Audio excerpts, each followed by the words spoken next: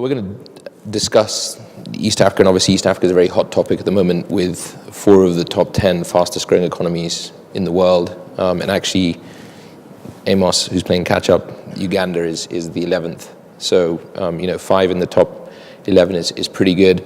We're seeing large-scale infrastructure projects come into the region and a lot of pipeline. So joining me today from my left is Karim Cheltout, who's Vice President, Middle East and Africa Development for Marriott. I've got Daniel Sambai, who is the regional manager for Serena hotels here in Rwanda. They have a number of properties.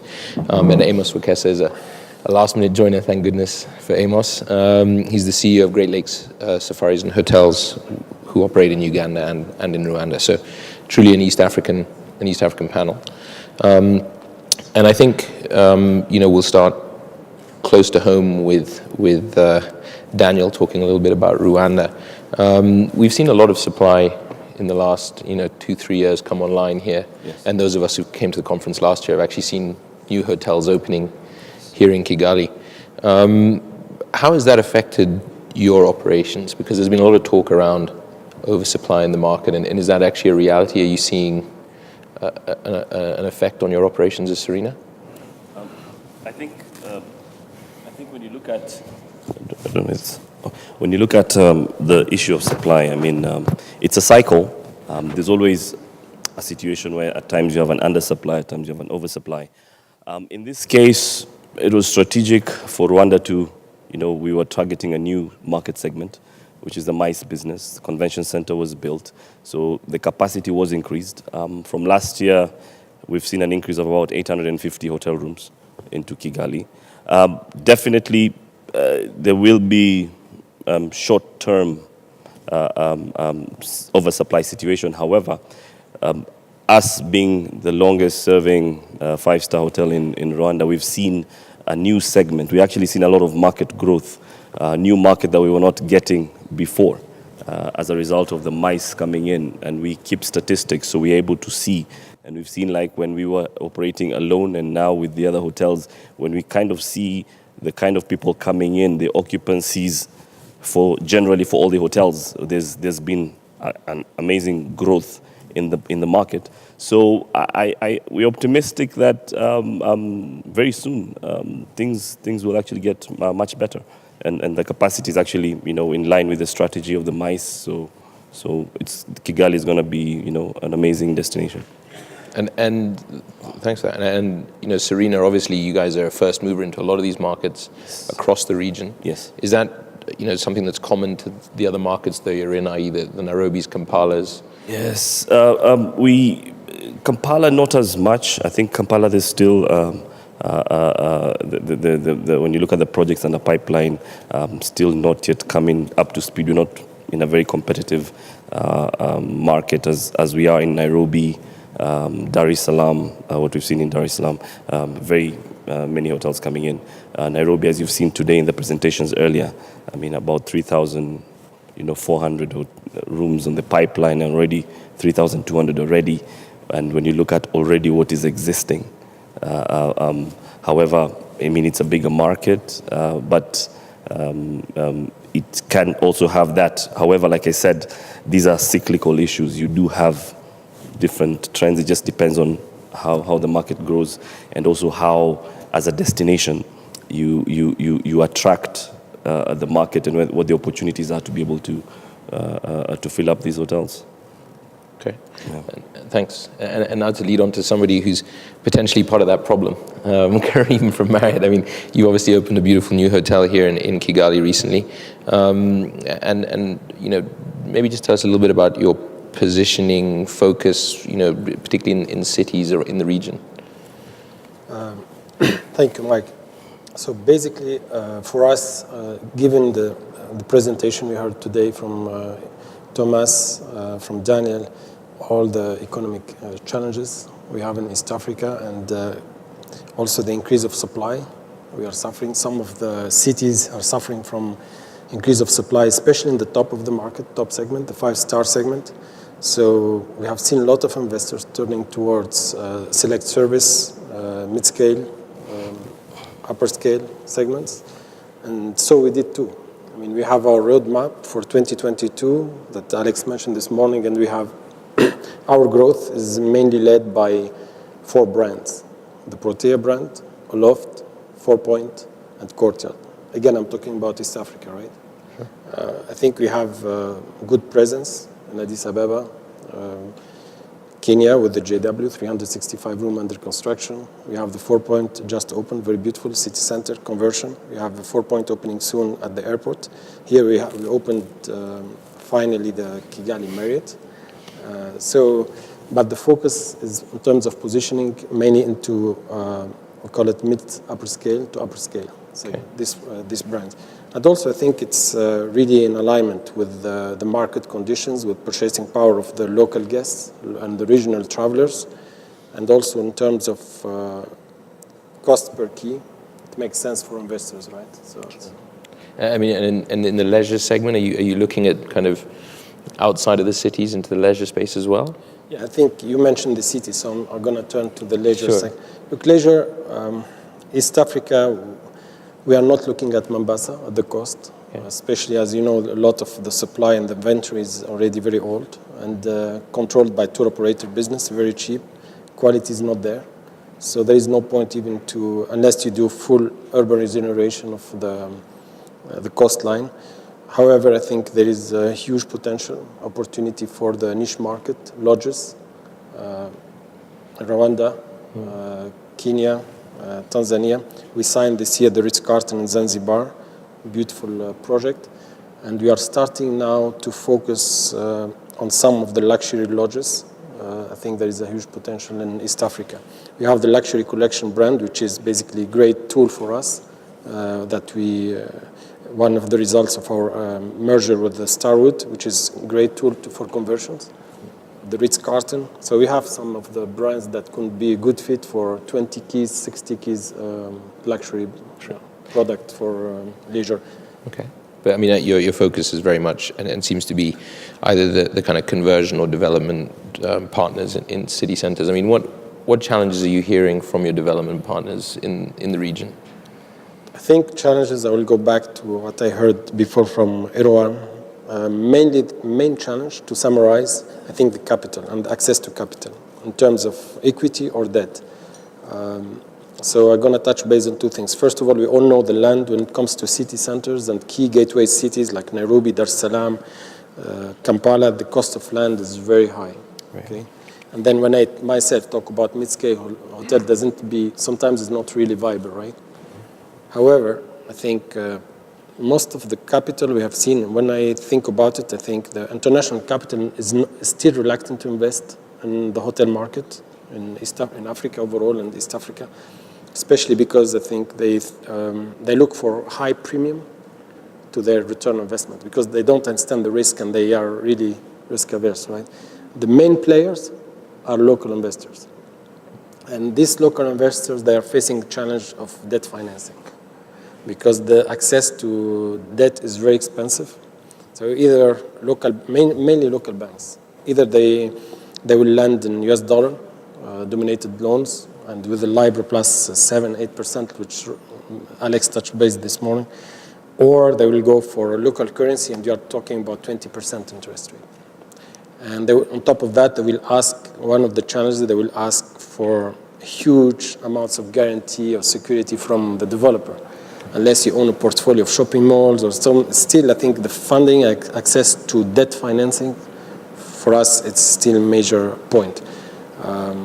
Interesting. So and I guess as part of that, and a final question before I move on to Amos. I mean, in terms of structures, are you looking at kind of creative structures to help these developers and owners get through those kind of issues?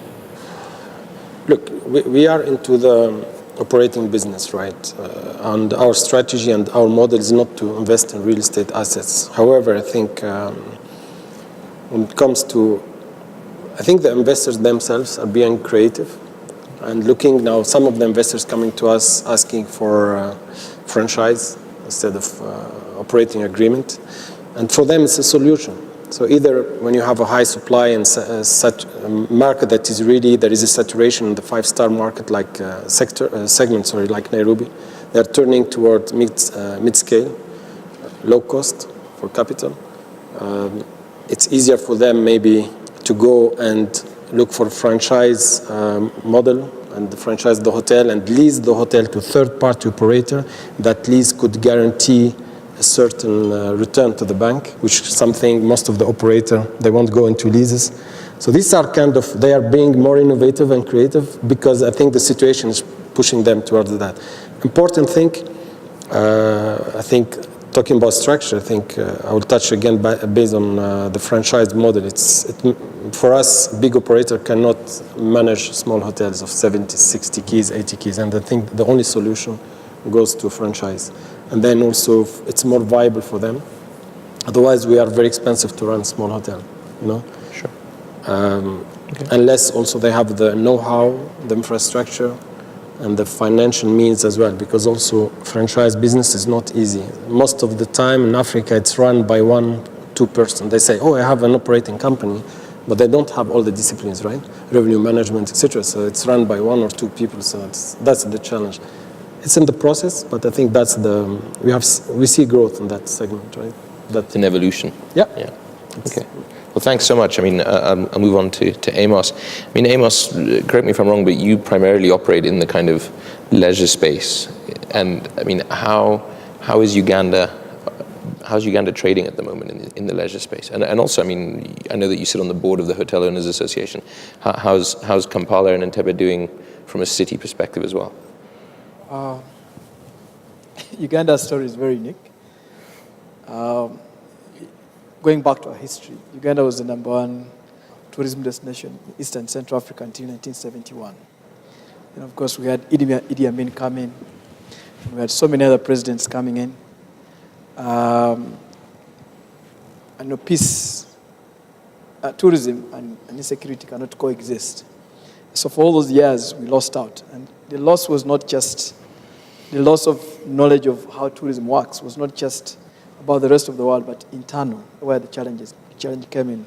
I play a role in advocacy. And one of the things, 10 years ago, I was extremely very angry man because I thought, how do I explain to the politicians the value of tourism? Then later I realized, okay, by the time Uganda was doing so well in the 70s, meaning the 60s, they were very young. And they were used to, agriculture. I remember talking to one of the key leaders. He's probably the second in command today in the country. About 5 years ago, I went to his house and I spoke to him and I said, tourism is a thing to do. He said, you can never tell me about a business where you go to the beach to sleep, because that's how the guy understood it.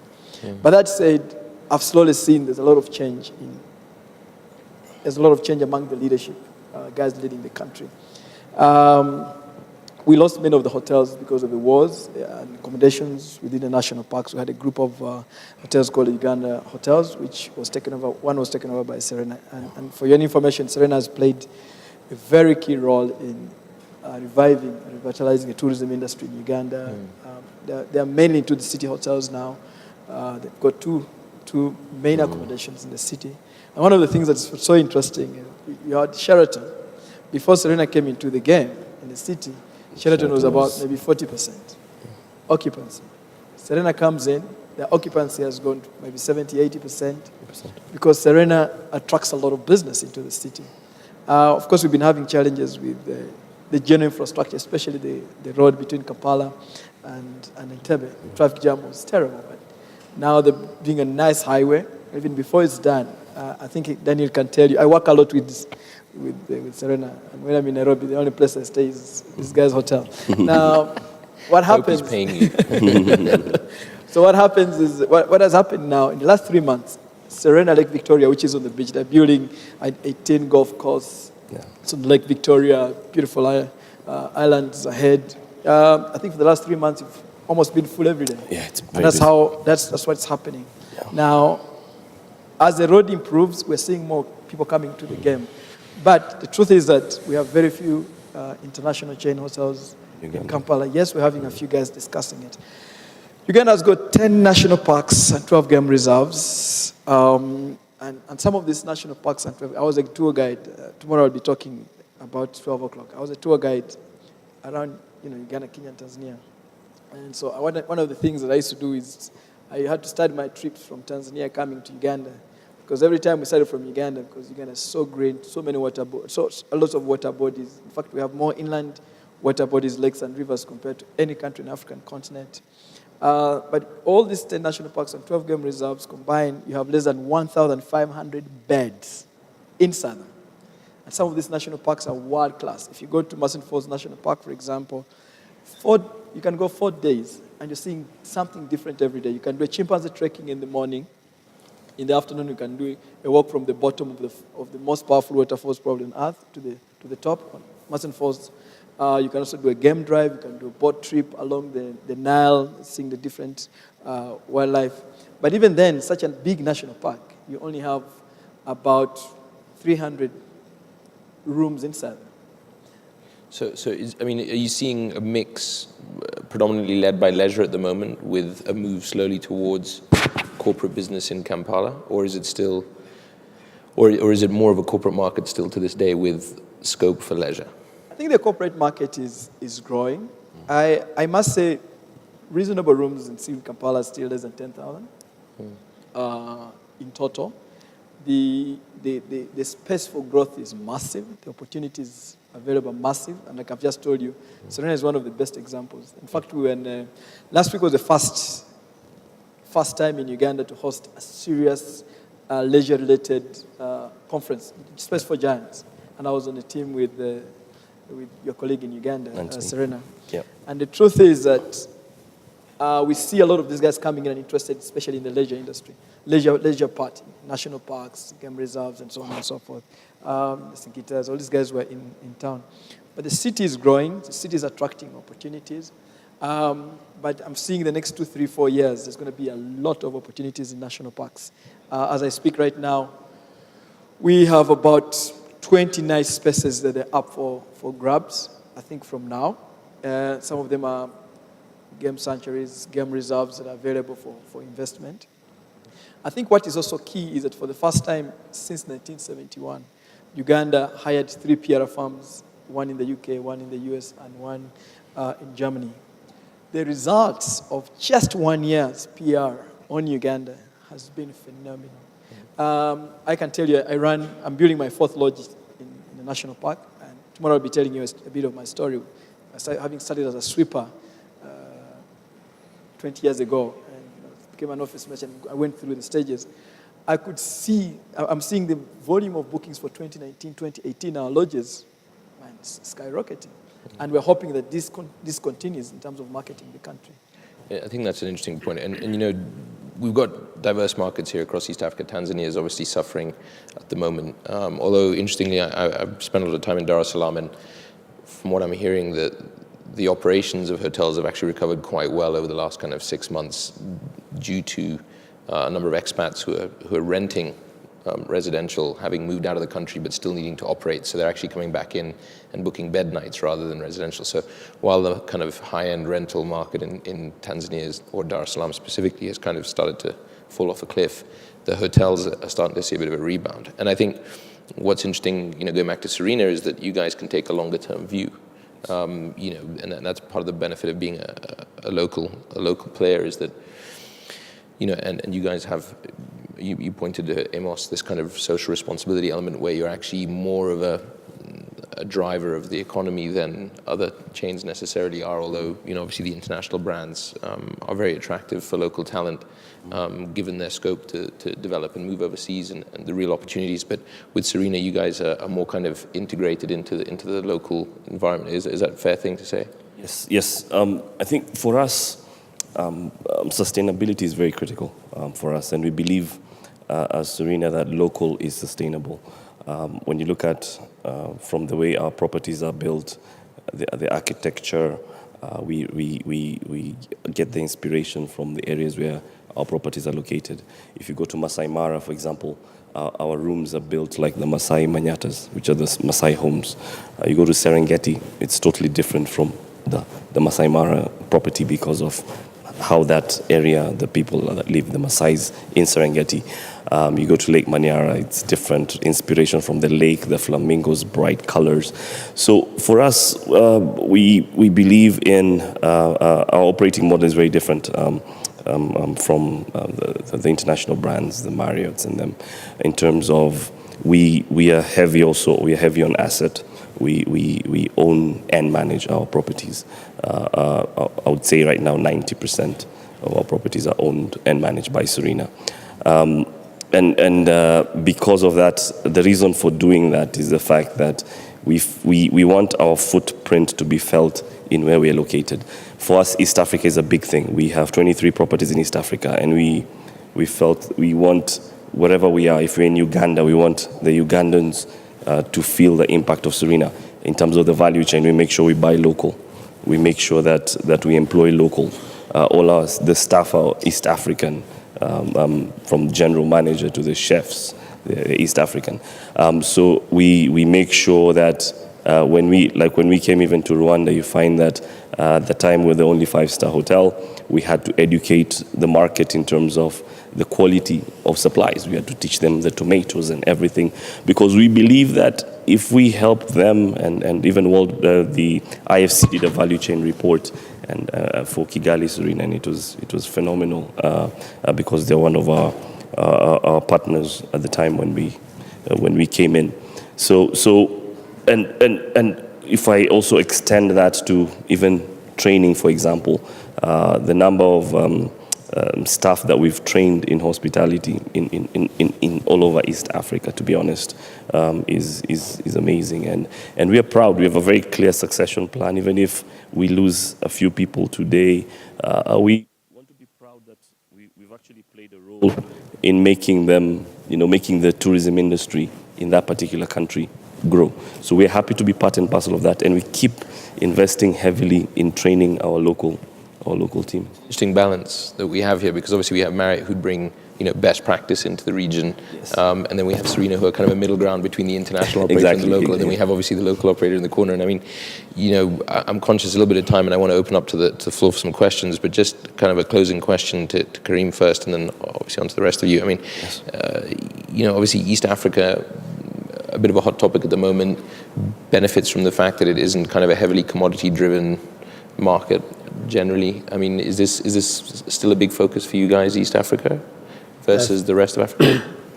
Sure. I think you mentioned all the dependence on commodities, right? So I think the oil price, let's talk mainly commodities here, because just selling Uganda again, you mentioned the national parks, but I think in the next 2-3 years you'll have high demand because oil production will start and major infrastructure project will be ready, the railway, etc.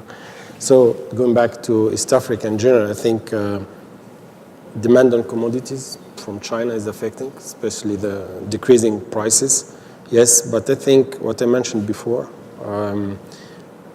the saturation today and the increase of supply, especially in the 5-star market, that's what is affecting, the return on investment.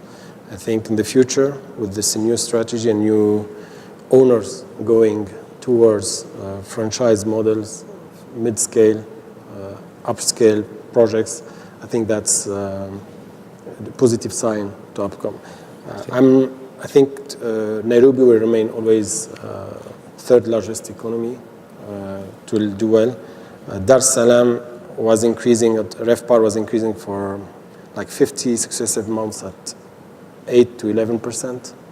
This is a correction. Maybe it's politically driven or result of some of the decisions. Addis Ababa, they had last year the state of emergency, plus you have new supply came, the Hyatt, so affected so overall we always need to see the reasons, the cause of the results, right? What's happening. Yeah, I think the advantage of East Africa compared to West Africa and other Central African countries is the economy is more diversified, agriculture, commodities, etc.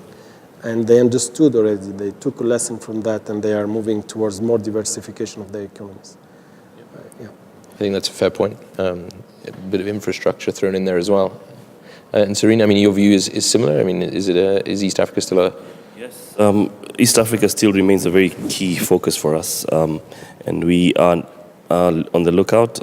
In Uganda, for example, we are looking at setting up some lodges.